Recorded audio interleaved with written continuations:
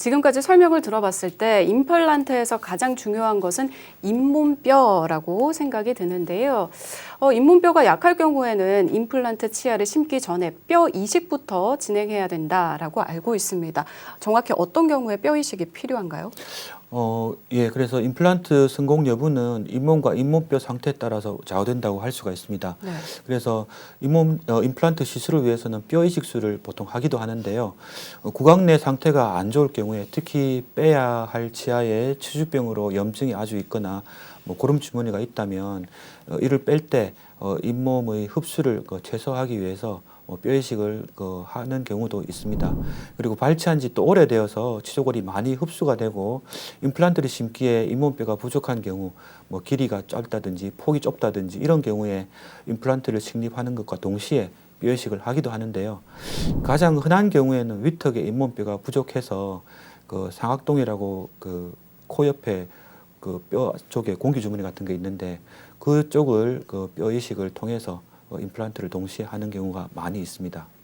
네, 이 뼈를 이식할 때도 인공뼈를 쓰기도 하고 환자 자신의 뼈를 쓰기도 하고 종류가 다 다르다고 하는데 그 차이도 좀 설명해 주시죠. 예, 인공뼈와 자가뼈, 그다음에 조금 전 후에 설명드릴 치아를 이용한 지조골 이식술 등을 들 수가 있는데요.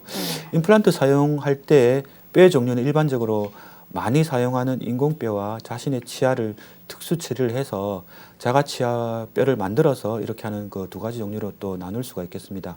인공뼈도 크게 합성골, 이종골, 동종골 이렇게 세 종류로 또 나눌 수가 있습니다.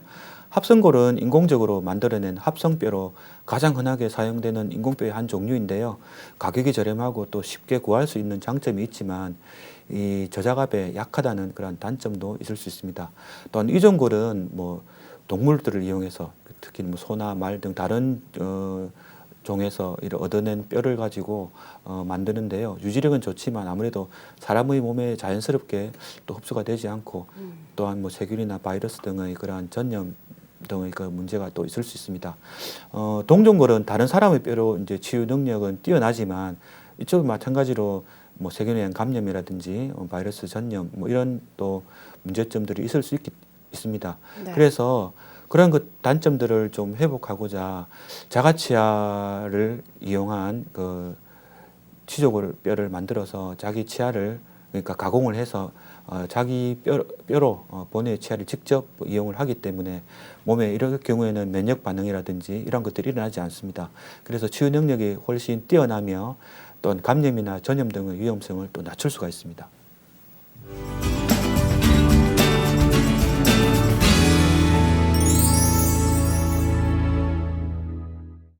여러분께서는 지금 건강플러스 함께하고 계십니다. 이번 주 치과치료 임플란트를 주제로 손재희 원장님과 함께하고 있는데요. 지금부터는 본격적인 치료에 대한 이야기 들어보도록 하겠습니다.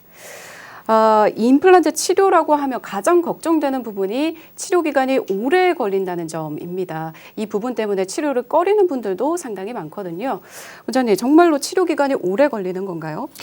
예, 임플란트 치료 기간은 임플란트 환자의 구강 상태에 따라서 최소 2개월에서부터 4, 5개월, 많게는 6, 7개월, 길게는 1년 이상 소요되는 경우도 있습니다. 이렇게 차이를 보이는 가장 큰 요인 중에 하나는 잇몸 건강과 밀접한 관련이 있습니다. 일반적인 임플란트는 발치 후에 잇몸이 어느 정도 회복된 뒤에 임플란트를 식립하게 되는데요.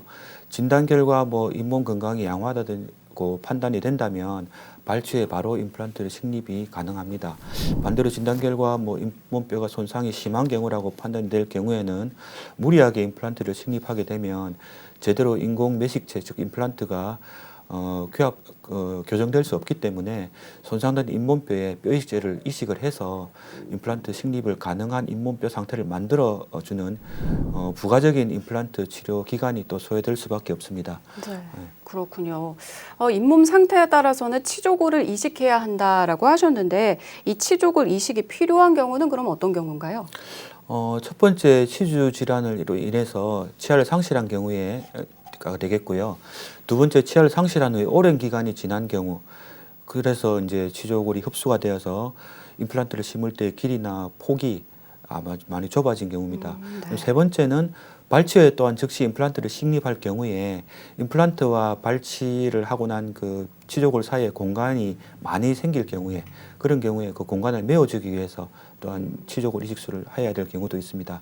네 번째는 뼈의 두께가 너무 얇거나 또는 네. 그 낮은 경우 이러한 등을 들 수가 있겠습니다.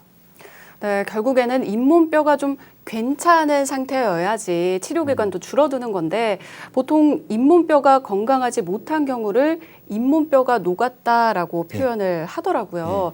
이 잇몸뼈가 녹는 주된 원인은 무엇인가요? 우선 가장 높은 확률로 잇몸뼈가 녹는 현상이 나타날 수 있는 원인은 아무래도 치아나 잇몸에 붙어 있는 플라그 또는 그 플라그가 더 이제 석회화가 돼서 우리 흔히 말하는 치석이 생기게 됩니다. 이런 치석 때문입니다. 치트나 치석에서는 침의 산과 결합을 해서 독소가 발생을 하게 되는데요.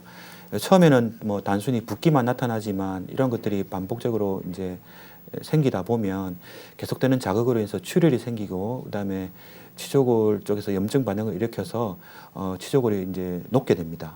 그래서 이로 인해서 그 내부 신경 조직은 물론이고 뼈까지 손상이 되는데 이렇게 한 번 손상된 잇몸뼈는 스스로 재생이 되지 않기 때문에 뼈가 재생될 수 있도록 다른 방식으로 일단은 도와줘야 되게 됩니다.